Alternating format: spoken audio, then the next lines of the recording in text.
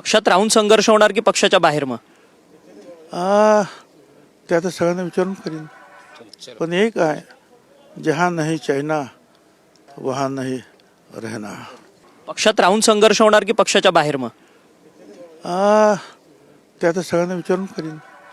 पण एक आहे, जहाँ नाही चायना वहाँ नाही रहना.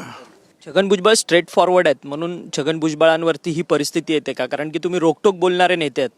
मग काय, शेपूट घालून बोलू का? रोखोकच बोलणार.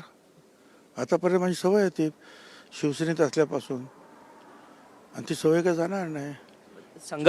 संघर्षातून तुम्ही वरती आलेले नेतृत्व आहात. खरं तर शिवसेना, राष्ट्रवादी काँग्रेस असं हे सगळे पक्ष पाहिलेत. आता ह्यापुढे देखील अशाच पद्धतीचा संघर्ष तुमचा सुरू राहणार? संघर्षाला काय, जोपर्यंत जीवात जीव आहे आणि अन्याय होत राहील